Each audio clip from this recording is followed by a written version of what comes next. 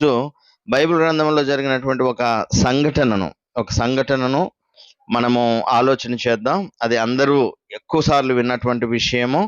అదేంటంటే ప్రవక్త అయినటువంటి ఏలియా కర్మేలు పర్వతం మీద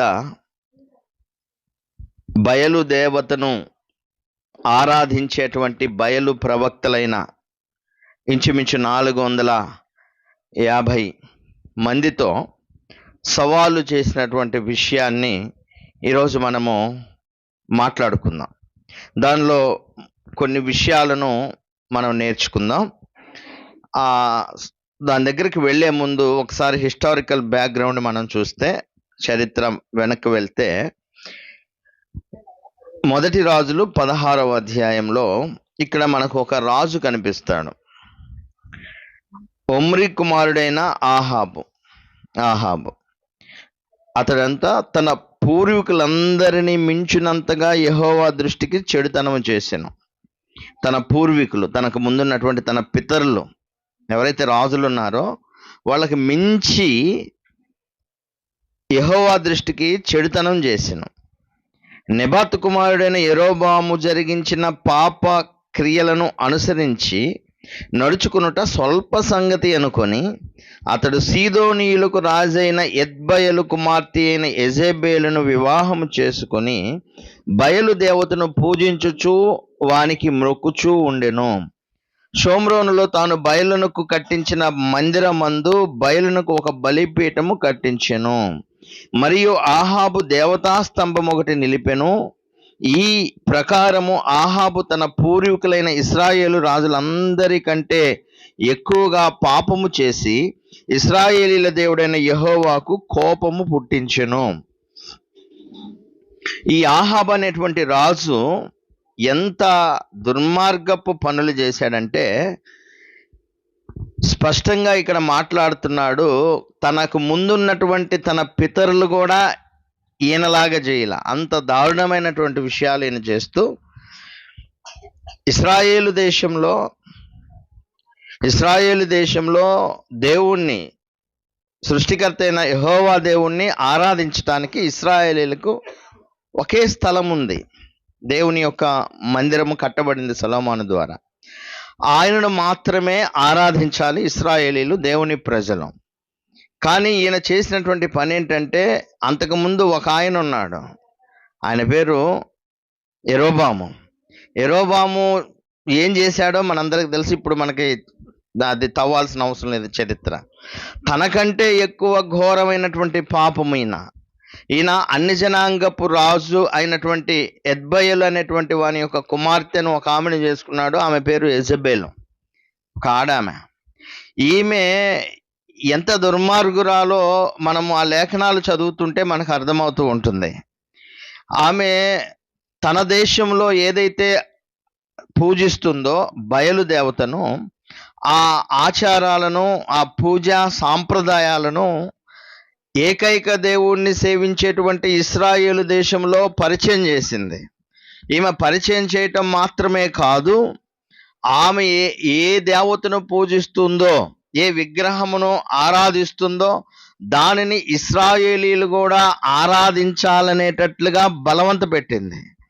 దానికి తోడు యెహోవా దేవుని యొక్క యాజకులను, లేదా ఆయన సేవకులను, ఆయన ప్రవక్తలను అనొచ్చు, మనం యాజకులు కాదు, ప్రవక్తలను చంపేపించింది. వాళ్ళని ఎక్కడ దొరికితే అక్కడ, యెహోవా ప్రవక్తలు దొరికితే వాళ్ళని చంపేయండి. ఇశ్రాయేలు దేశంలో, నా దేశంలో నుండి ఏ దేవతను నేను ఇక్కడ పరిచయం చేస్తున్నానో ఆ బయలు, ఆనికి సంబంధించినటువంటి ఆరాధనలే జరగాలి ఇక్కడ. తన భర్త అయినటువంటి రాజు అయినటువంటి ఆహాబు, ఈయనను కూడా ఆమె ఏం చేసిందంటే పొల్యూట్ చేసింది. ఆమె మాట వినేటట్లుగా చేసుకుంది ఆమె. సో ఈయన కూడా ఏం చేశాడంటే ఆమె మాట విని ఈ ఇశ్రాయేలు దేశంలో ఆమె దేవత గుడిని కట్టించాడు. ఆ గుడిని కట్టించడమే కాదు, దేవుని ప్రజలైన ఇశ్రాయేలు జనాంగాన్ని మొత్తము ఆ బయలుకు పూజించేటట్లుగా ఆమె పరిస్థితులు అక్కడికి అలా తీసుకొచ్చింది. ఈ పరిస్థితులన్నిటిని బట్టి దేవుని యొక్క కోపము ఆయన మీదకి వచ్చినప్పుడు ప్రవక్త అయినటువంటి ఏలియా వచ్చి ఆయనతో అంటాడు, నా మాట చొప్పున కాక, అంటే నా మాట చొప్పున ఒక విషయాన్ని దేవుడు చేయబోతున్నాడు. అదేంటంటే ఆకాశంలో నుండి వర్షము పడదు, మీకు వర్షం రాదు. మీరు చేసిన దుర్మార్గాన్ని బట్టి, మీరు చేసిన దుష్టత్వాన్ని బట్టి, మీరు దేవునికి వ్యతిరేకంగా చేసినటువంటి పాపాన్ని బట్టి దేవుడు ఈ దేశాన్ని శపించబోతున్నాడు. అది ఎలాగంటే వర్షము రాదు. సో వర్షం ఆగిపోయింది, కరువు విస్తారంగా ఆ దేశాన్ని చుట్టుముట్టింది. ఏలియా మాత్రము వేరే ప్రాంతంలోనికి దేవుడు ఆయన నడిపించుకుంటూ ఆయన్ని పోషిస్తూ వస్తూ ఉన్నాడు. ఇక ఇంచుమించు ఎలా ఉందంటే పరిస్థితి, కరువు భయంకరంగా దేశమంతా వ్యాపించింది. వర్షాలు లేకపోతే ఏమైంది? కరువే కదా. సో ఇప్పుడు కరువు వచ్చింది. రాజు అనుకుంటున్నాడు కనీసం ఈ గాడిదలు ఇక గుర్రాలు ఇవి ఉన్నాయి కదా, పశువులు, అవన్నా బతకటానికి ఎక్కడన్నా పచ్చగడ్డి లేకపోతే దానికి సంబంధించిన నీటి ఊటలు ఎక్కడన్నా ఉన్నాయేమో దేశంలో, మనం వెళ్ళి సెర్చ్ చేద్దామని చెప్పి ఆయన యొక్క గృహ నిర్వాహకుడైనటువంటి ఓబద్య అనే ఆయన్ని ఎంటబెట్టుకుని గుర్రాలు వేసుకొని, నువ్వు ఒక పక్కకు పో, నేను ఒక పక్కకు పోతాను, రాజు ఒక పక్క, ఓబద్య ఒక పక్క వెళ్ళారు. అప్పుడు దేవుని యొక్క వాక్కు ప్రవక్త అయినటువంటి ఏలియాకు వచ్చి, నువ్వు పోయి ఎదుర్కో, ఆహాబును ఎదుర్కో, ఆహాబుతో నువ్వు ఒక మాట మాట్లాడని దేవుడు చెప్పినప్పుడు, సో ఇప్పుడు ఆహాబును ఎదుర్కోవటానికి ముందుగా ఓబద్యాతో మాట్లాడతాడు, ఓబద్యాకి ఎదురు పడతాడు. అక్కడ ఒక సంఘటన జరుగుతుంది. ఫైనల్గా ఏమైందంటే ఓబద్య వెళ్ళి ఆహాబుకు చెబుతాడు, ఏలియా ఫలానా చోట ఉన్నాడని. అప్పుడు ఆహాబు ఏలియాని ఎదుర్కోవటానికి వస్తున్నటువంటి సంఘటన అది. ఇంచుమించు ఏలియా ఎప్పుడైతే దేవుని యొక్క శాపం ఈ దేశం మీదకు వస్తుందని చెప్పిపోయిన తర్వాత వర్షం ఆగిపోయి కరువు వచ్చిందో, అప్పటి నుంచి ఆహాబు ఏలియా కోసం ఎదురు చూస్తున్నాడు. దేనికంటే చంపటానికి. మామూలుగా అయితే ఎలా, దేనికి ఎదురు చూడాలి? ప్రవక్త చెప్పింది నిజమే కదా, ఆయన చెప్పినట్లే వర్షం పడలేదు, నిజంగా మేము తప్పు చేశాము, మేము దుర్మార్గం చేశాము, ఆ ప్రవక్త మాట మేము వినాలి, ఆయన ఎక్కడున్నాడో కనుక్కోండి, ఆయన దగ్గరికి వెళ్ళి మనము ఎలాగలా వేడుకుందాం, దేవునికి ప్రార్థన చేయమని ఆయన అడుగుదామని కాదు. ఎందుకు ఎదుగుతున్నాడంటే చంపేయాలి ఏలియాను. సో ఇప్పుడు ఆ సిచ్యువేషన్ వచ్చింది. ఇప్పుడు ఆహాబును ప్రవక్త అయినటువంటి ఏలియా ఎదుర్కొన్నప్పుడు ఇక్కడ ఒక సంఘటన జరిగిందండి. అది ఆ వచనాన్ని మనం చూద్దాం. ఇక్కడ ఆయన ఏమంటున్నాడంటే, ఎదురైనప్పుడు ఇద్దరు ఎదురుపడ్డారు. ఎదురుపడిన తర్వాత 1 రాజులు 18వ అధ్యాయము 17-18 వచనాలు.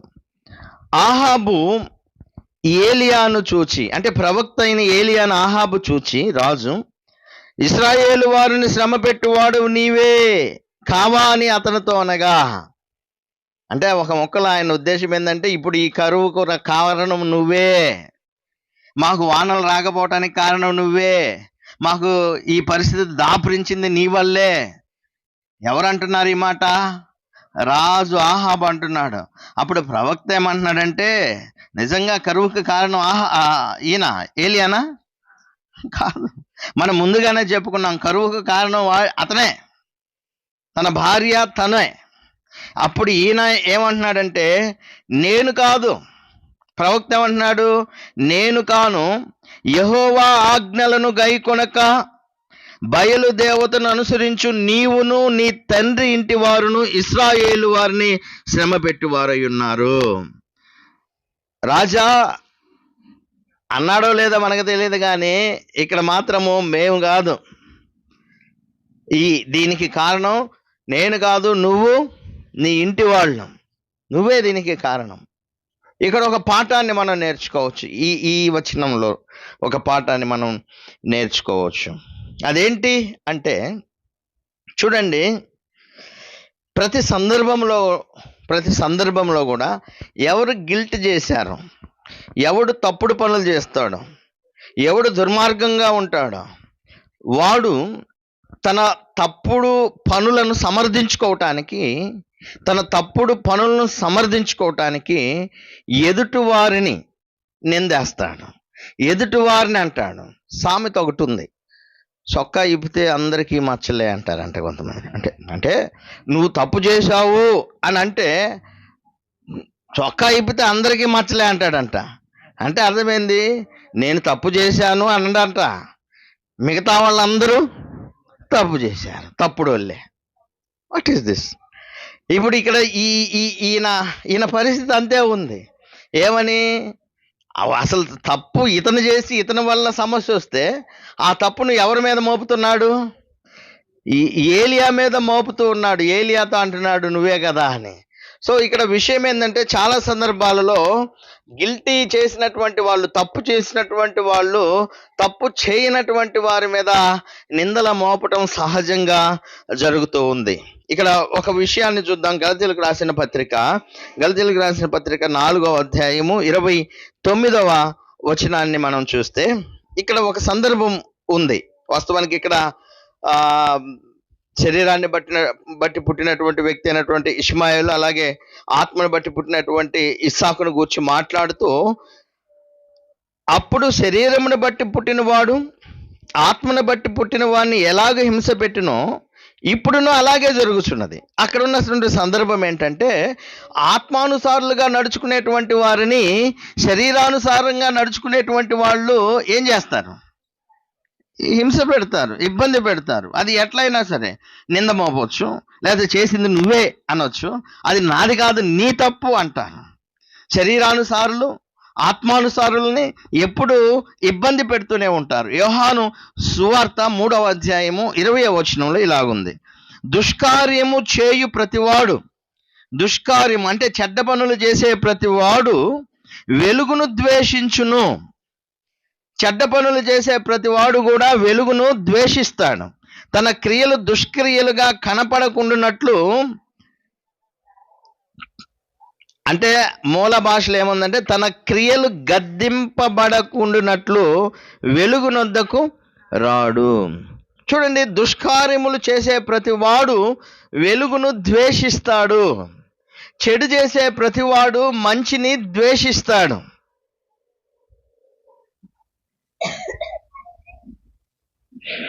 కాబట్టి ఇది సహజంగా జరుగుతుంది. అయితే ఇక్కడ ఏలియా యొక్క సమాధానాన్ని మనం చూద్దాం. ఏలియా ఏమన్నాడు? నేను కాదు నువ్వే. సో ఒకవేళ అలా దూషించినప్పుడు దానికి సమాధానం కూడా చెప్పాలి. దానికి నీతిమంతులు సమాధానం ఇచ్చేటట్లుగా ఉండాలి. ఏలియా అదే పని చేశాడు. ఎందుకంటే ఉదాహరణకి ఒక వచనము మనం చూస్తే అక్కడ చూడండి, ఖచ్చితంగా చెప్పాల్సిందే. చాలా సందర్భాల్లో బైబిల్లో చాలా మంది ఇలాగే చెప్పారు. ఇప్పుడు ఉదాహరణకి నాతాన్ ఏమన్నాడంటే దావీదును, అది నువ్వే అన్నాడు. బాప్తిస్మిచ్చి యోహాను ఏమన్నాడు? నువ్వు ఇదిగో ఈ పని చేశావు. ఎవరిని? హేరోదును మాట్లాడుతున్నాడు. అలాగే బైబిల్లో చాలామంది నీతిమంతులు తమ నీతిని స్థాపించి దుర్మార్గాన్ని చేసినటువంటి వాళ్ళ దుర్మార్గాన్ని ఎండగట్టి వాళ్లకు బహిరంగంగా సవాలు చేసినటువంటి విషయాలు మనం చూడొచ్చు. ఒక వచనం చూద్దాం. మీరు పాత నిబంధనలో నోవాహును గూర్చి ఒకసారి ఆలోచిస్తే, నోవాహును గూర్చి హెబ్రీలకు రాసిన పత్రిక 11వ అధ్యాయము 7వ వచనంలో ఇలాగుంది. అదేమంటే, విశ్వాసమును బట్టి నోవాహు అది వరకు చూడని సంగతులను గూర్చి దేవుని చేత హెచ్చరింపబడి భయభక్తులు గలవాడై తన ఇంటి వారి రక్షణ కొరకు ఒక ఓడను సిద్ధము చేసెను. అందువలన అతడు లోకము మీద ఏం చేస్తున్నాడు?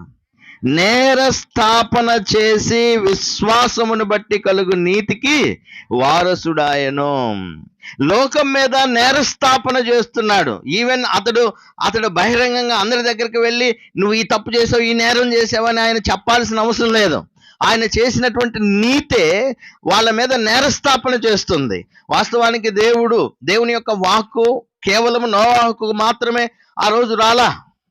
నోవాహుకు మాత్రమే కాదు, కృత నిబంధనలు ఏముందంటే వాళ్ళు చెరలో ఉన్నటువంటి ఆత్మల వద్దకు ఆయన ఆత్మరూపిగా వెళ్ళి వారికి బోధించాడు. సో నోవాహుకు ఏది బోధింపబడిందో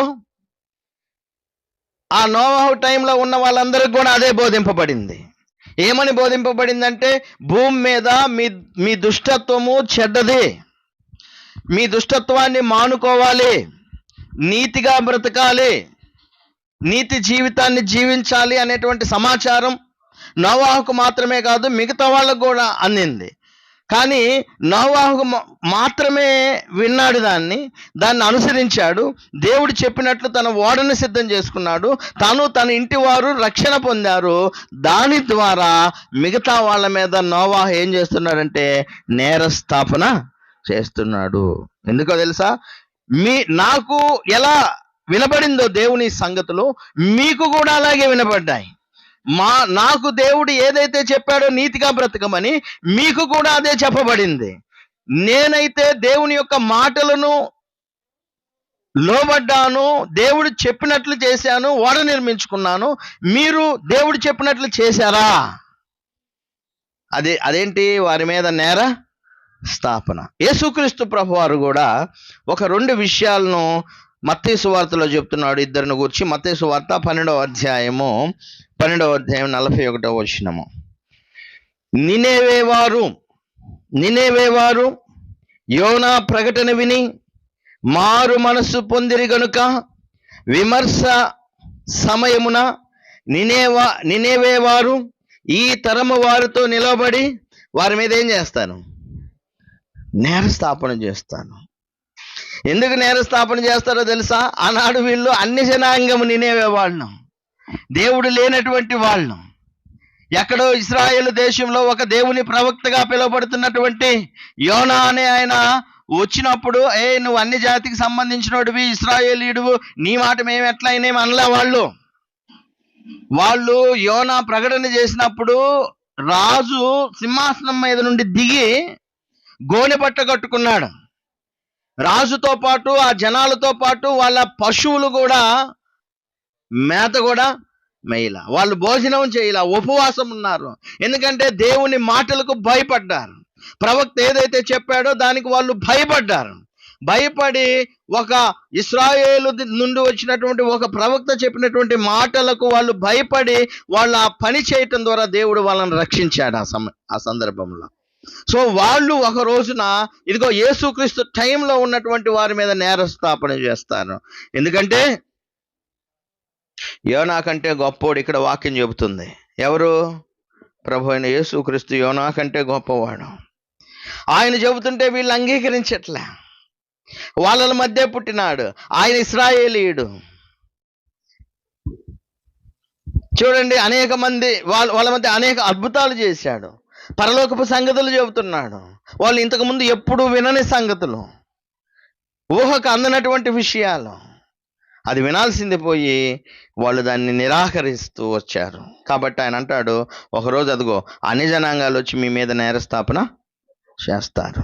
ఆ తర్వాత మత్తయి సువార్త 12వ అధ్యాయం 42లో అంటాడు, విమర్శ సమయమున దక్షిణ దేశపు రాణి ఈ తరము వారితో నిలబడి వారి మీద నేరస్థాపన చేయను. ఆమె సొలొమోను జ్ఞానము వినుటకు భూమి అంతముల నుండి వచ్చెను. ఇదిగో సొలొమోను కంటే గొప్పవాడు ఇక్కడ ఉన్నాడు. షేబా దేశపు రాణి గురించి మాట్లాడుతున్నాడు.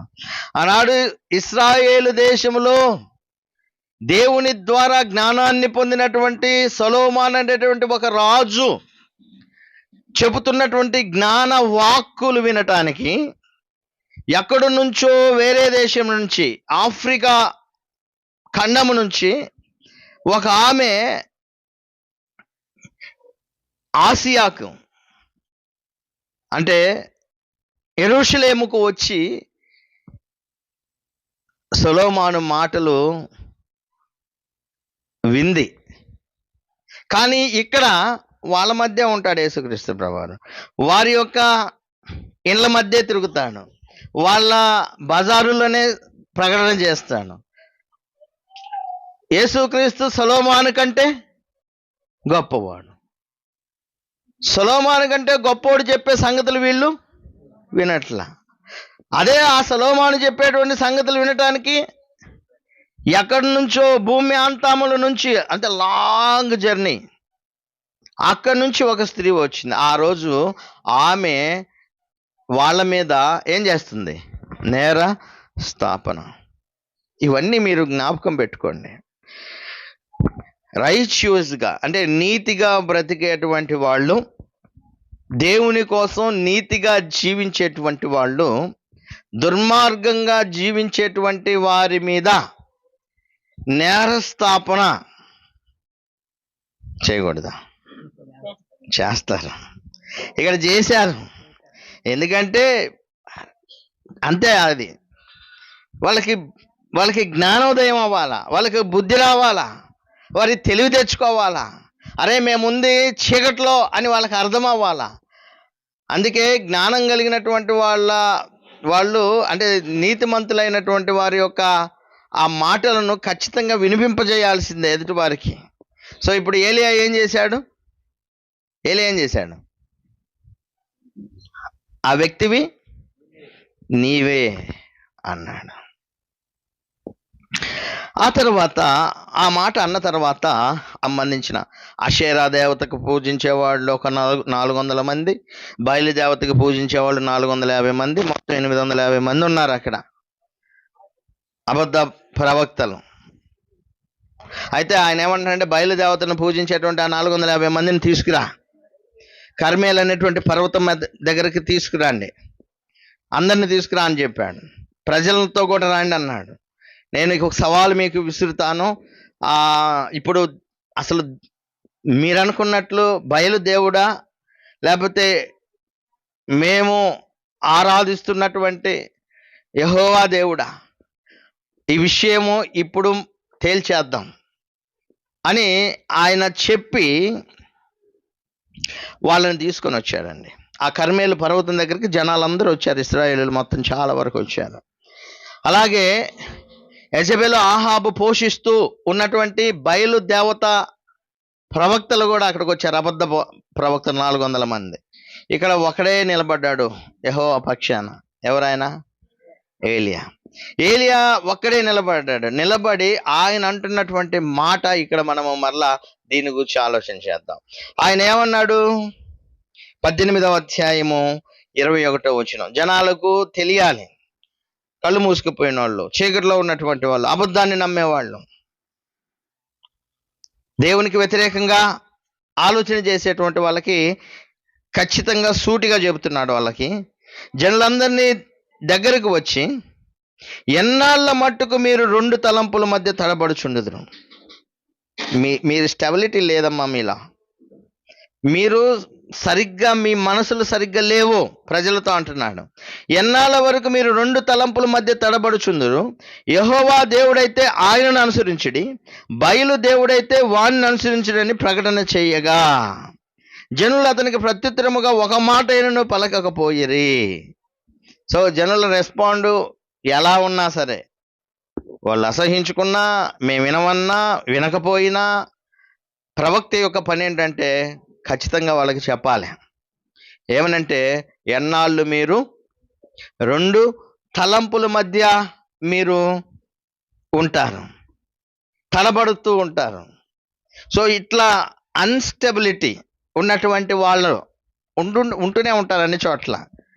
అంటే ఒక పక్క బైబిల్ దేవుడు, ఒక పక్క ఇంకొకటి.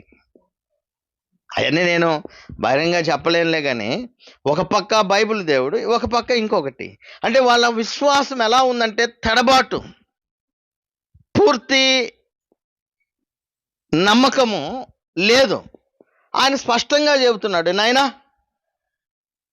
యెహోవా దేవుడు అనుకుంటే ఆయనతో ఉండండి, లేదు బయలుదేవుడు అనుకుంటే మీరు అటుపోండి, ఒక పక్క ఉండండి, అంతేగాని 2 తలంపుల మధ్య ఉండొద్దు. దేవుడు, మీరు గమనించండి, మన దేవుడు ఎప్పుడు కూడా ఖచ్చితత్వంతోనే ఉంటాడు.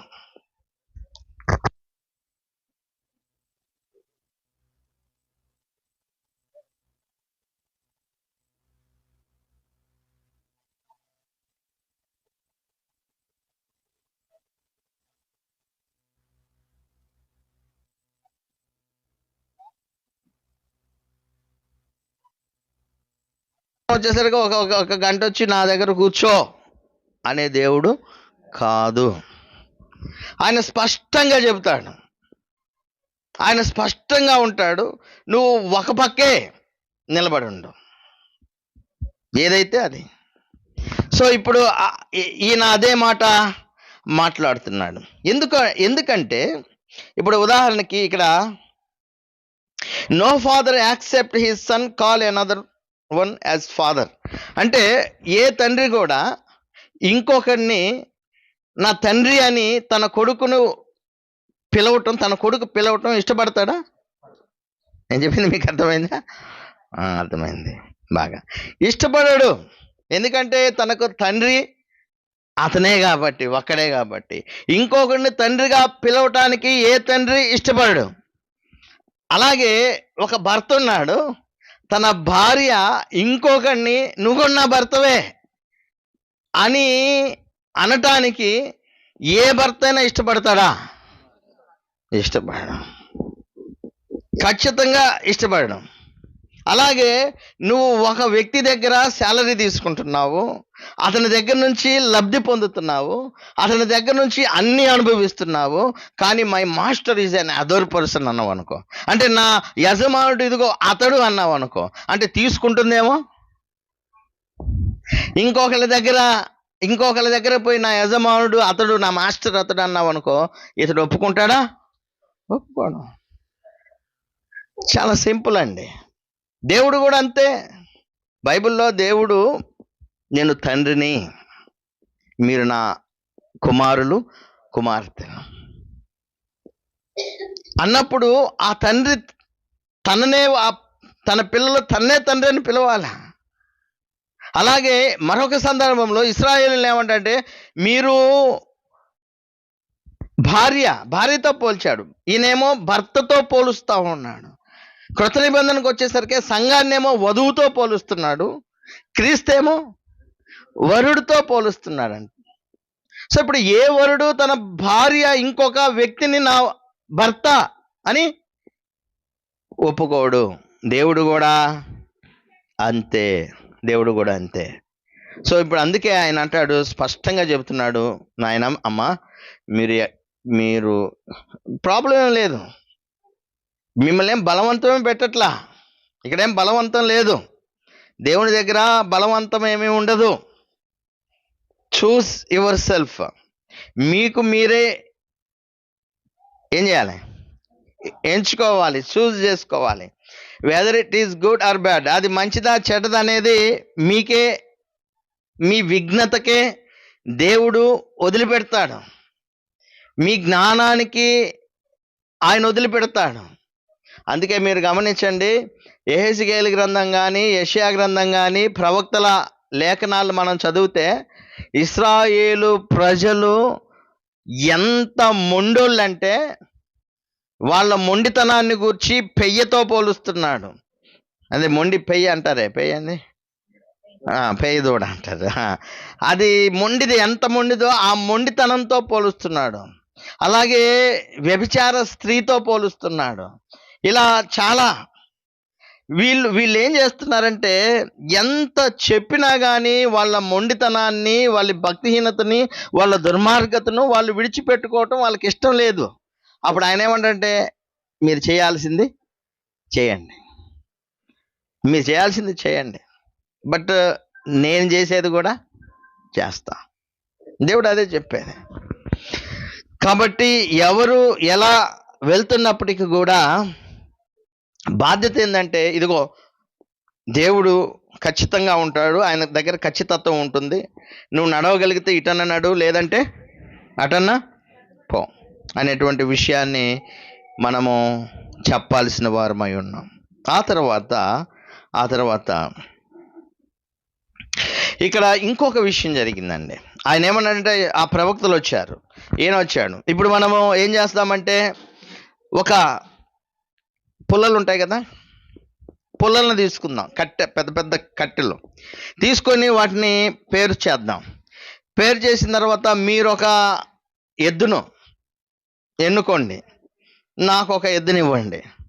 మీరు ఎక్కువ మంది ఉన్నారు కాబట్టి ముందు మీరు ఈ పని చేయండి. అదేంటంటే ఆ ఎద్దును తునకలుగా కొట్టి, అంటే మొక్కలు చేసి ఆ కట్టెల మీద వేసేయండి. వేసిన తర్వాత మీ దేవునికి ప్రార్థన చేయండి. మీ దేవునికి ప్రార్థన చేస్తే ఆయన ఒకవేళ దేవుడే అయితే మీరు అగ్గి రాజు పెట్టకుండా, అంటే నిప్పెయ్యకుండా ఏమవ్వాలా, తగలబడాలి. అప్పుడు మీ దేవుడే నిజమైన వాడు అని అని అనుకుందాం. అయితే నేనేం చేస్తున్నా అంటే, నేను కూడా ఇదే పని చేస్తాను. అప్పుడు మా దేవుడు ఆ పని చేస్తే, అది తగలబెడితే, అప్పుడు యెహోవాయే దేవుడని మీరు ఒప్పుకోవాలి. ఓకే, ఎస్, ఓకే అన్నారు. ఓకే అన్న తర్వాత ఇక్కడ మనం ఒకసారి ఆలోచన చేద్దాం. వీళ్ళు మొత్తం రెడీ చేశారు, ఇక ప్రార్థనలు చేయటం మొదలు పెడుతున్నారు. వాళ్ళు ఎవరికి? బయలు దేవతకు. వాళ్ళు ఏం ప్రార్థనలు చేస్తున్నారో మనకు తెలియదు, కానీ ఆ తర్వాత కింద వచనాల్లో ఈ విధంగా ఉంది, ఒకసారి చూద్దాం. వాళ్ళు ఏమంటున్నారంటే, బయలా మా ప్రార్థన విను అని అరుస్తూ ఉన్నారు, కుదరలా. మధ్యాహ్నం అయింది, సాయంకాలం వస్తుంది. అప్పుడు ఏలియా అన్నటువంటి మాట మీరు ఇక్కడ చూడాలి. ఇక్కడ దైవజనులు రోషంగా ఉండాలి. ఇక్కడ మనం నేర్చుకునే మరొక పాఠం ఏంటంటే, దైవజనులు సత్యం విషయంలో రోషంగా ఉండాలి. సత్యం విషయంలో ఏ దేవుణ్ణి సేవిస్తున్నారో ఆ దేవుడు నిజమైన దేవుడు కాబట్టి రోషం కలిగి నిలబడాలి దైవజనులు. ఏలియా అదే పని చేశాడు. ఇక్కడ ఆయన ఏమంటున్నాడో చూద్దాం. అప్పుడు ఏలియా, మధ్యాహ్నం అయిందంట, 18వ అధ్యాయం 27వ వచనం చూద్దాం. మొదటి రాజులు 18:27. మధ్యాహ్నము కాగా ఏలియా అంటున్నాడు, వాడు దేవుడై ఉన్నాడు. పెద్దగా కేకలు వేయండి. వాడు ఒకవేళ ధ్యానము చేయుచున్నాడేమో, ఇక్కడ ధ్యానం ఏమన్నా చేస్తున్నాడేమో. ఏం చేయమంటున్నాడు? దూరమున ఉన్నాడేమో, ప్రయాణం చేయుచున్నాడేమో, వాడు పోచున్నాడేమో, మీరు ఒకవేళ లేపవలసి ఉన్నదేమో అని అపహాస్యము చేయగా. ఎస్, ఇప్పుడు వాస్తవానికి దేవుడు కాని దానికి భయపడాల్సిన అవసరం లేదు. ఇక్కడ నేర్చుకోవాల్సిన విషయం ఏంటంటే, దేవుడు కాని దానికి భయపడాల్సిన అవసరం లేదు. మనం భయపడాల్సింది ఎవరికి? దేవునికే. అందుకే బైబిల్లో ఒక మాట ఉంది, అదేంటంటే, శరీరమును చంపువాడికి భయపడొద్దు, వద్దు కానీ ఆత్మను శరీరాన్ని రెండిటిని నరకంలో నశింపజేయగలవానికి మిక్కిలి భయపడండి. శరీరాన్ని ఆత్మని రెండిటిని నరకంలో నాశనం చేసే శక్తి ఎవరికి ఉంది? దేవునికి మాత్రమే ఉంది. సో ఇప్పుడు మీరు గమనించినట్లయితే, వాడు అనే పదాన్ని ఉపయోగిస్తా వచ్చాడు. ఎవరు? ఏలియా. అంటే దాని అర్థం ఏంటంటే, వాడికి భయపడాల్సిన అవసరం లేదు. ఎందుకు భయపడాల్సిన అవసరం లేదంటే, వాడు అని మనం ఎప్పుడు అంటాం? అవతలోడికి ఏ శక్తి లేనప్పుడు, అంతే. కాబట్టి దానికి భయపడాల్సిన అవసరం లేదు. ఇక్కడ బైబిల్ ఏం చెప్తుందంటే, ఇంకా మనం నేర్చుకోవాల్సిన పాఠం ఏంటంటే, ఇక్కడ విగ్రహానికి భయపడకూడదు. రెండవది, మూర్ఖుడు లేకపోతే ఇటువంటి పరిస్థితిలో ఉన్నటువంటి వాళ్ళకి మనము ప్రత్యుత్తరం ఇవ్వాలి. ఒక్కొక్కసారి ప్రత్యుత్తరం ఇట్లాగే ఇవ్వాల్సి వస్తుంది. సామెతల గ్రంథం 26వ అధ్యాయము 5వ వచనం, త్వరగా నేను ముందుకు వెళ్తాను. సామెతల గ్రంథం 26వ అధ్యాయము 5వ వచనము, వాని మూఢత చొప్పున మూర్ఖునికి ప్రత్యుత్తరమేమో, అలాగు చేయని ఎడల వాడు తన దృష్టికి తాను జ్ఞాని అనుకొనును. మూర్ఖుడికి తన మూఢత చొప్పున ఏం చేయాలి?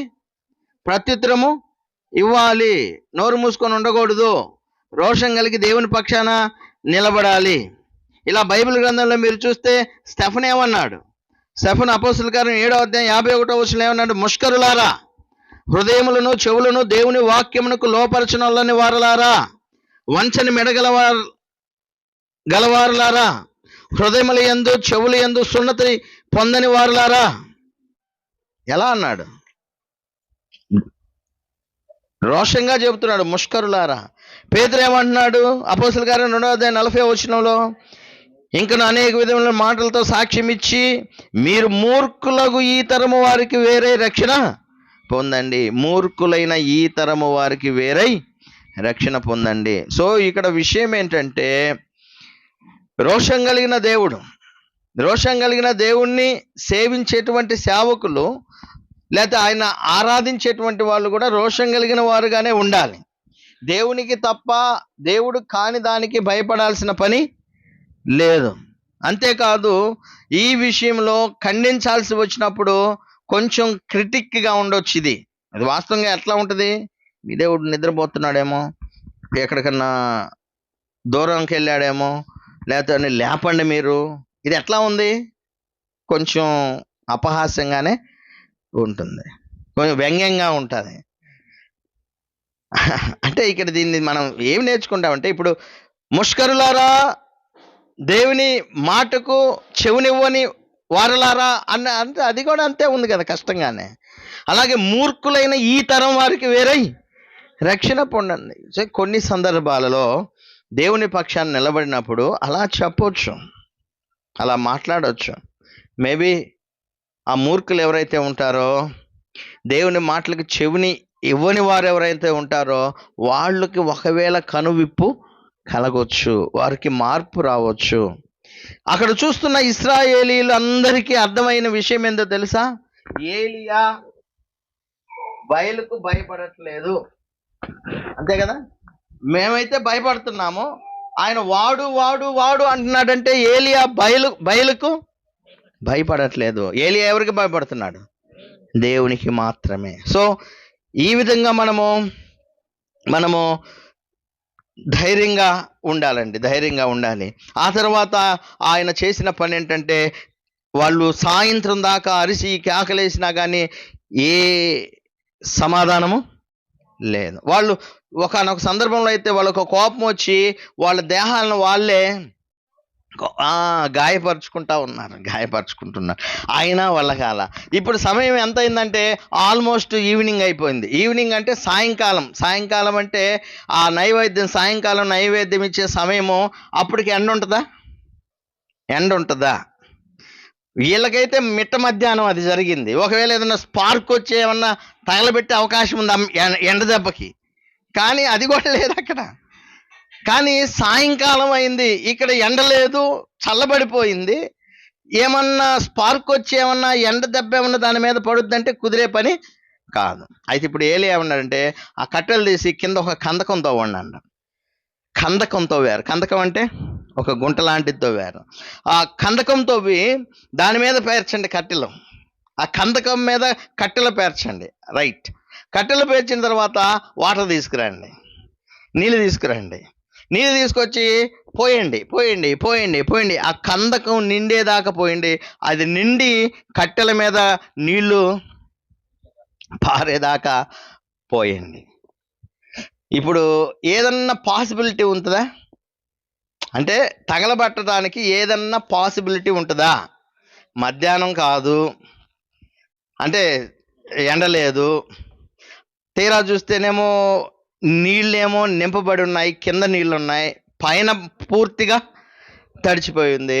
ఇక మండటానికి అసలు అవకాశమే లేదు.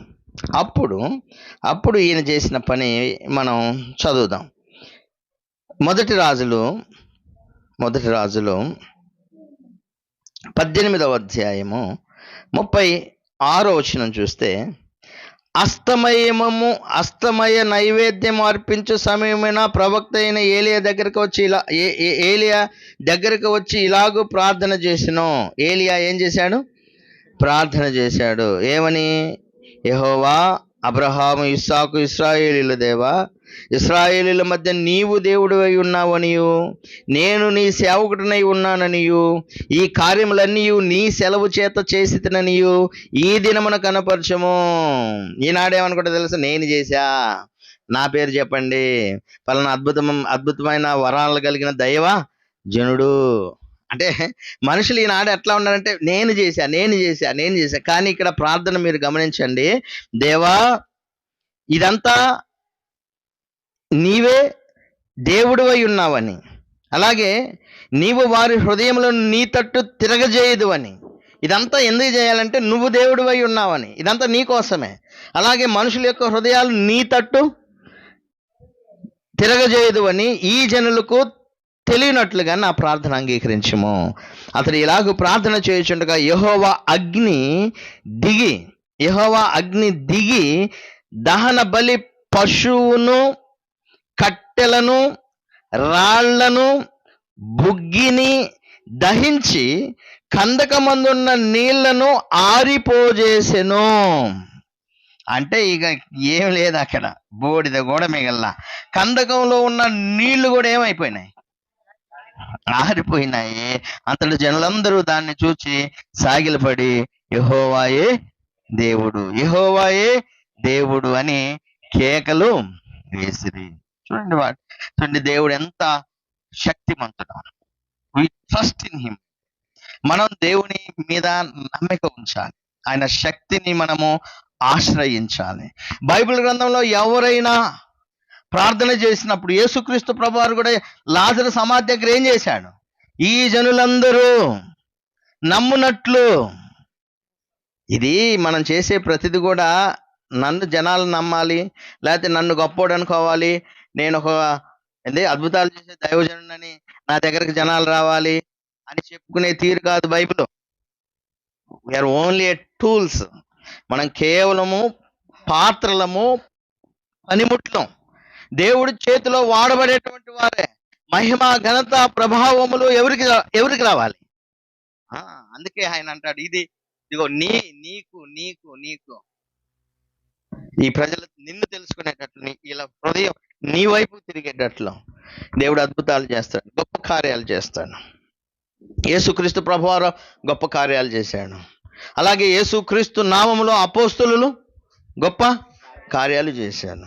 When we pray to God, మనం విశ్వాసంతో ప్రార్థన చేసినప్పుడు గొప్ప కార్యాలు చూడగలుగుతాం. అందుకే క్రొత్త నిబంధనలో కూడా యాకోబు పత్రికలు ఏమంటే, మీలో ఎవడైనా రోగి అయి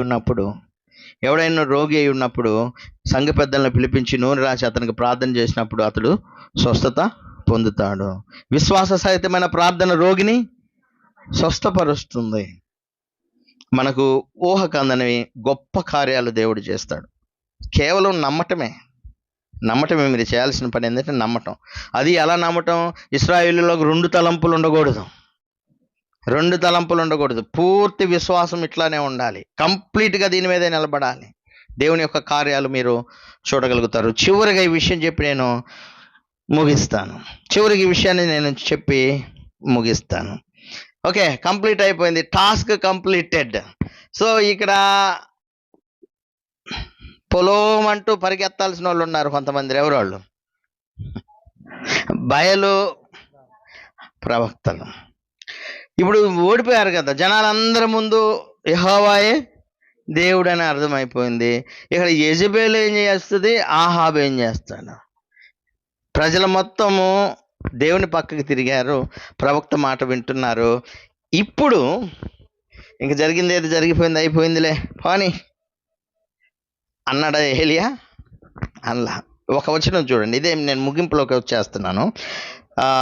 18వ అధ్యాయం, రాజుల మొదటి గ్రంథం 18వ అధ్యాయము 40వ వచనం ఒకసారి చూడండి. 40వ వచనం, క్షమించాలి, అంతే 18:40 చూద్దాం. అప్పుడు ఏలియా ఒకనినైనను తప్పించుకొని పోనీయక బయలు ప్రవక్తలను పట్టుకొనుడని వారికి సెలవీయగా జనులు వారిని పట్టుకొనిది. ఏలియా కీషోను వాగు దగ్గర వారిని కొనిపోయి అక్కడ వారిని వధించడం అంటే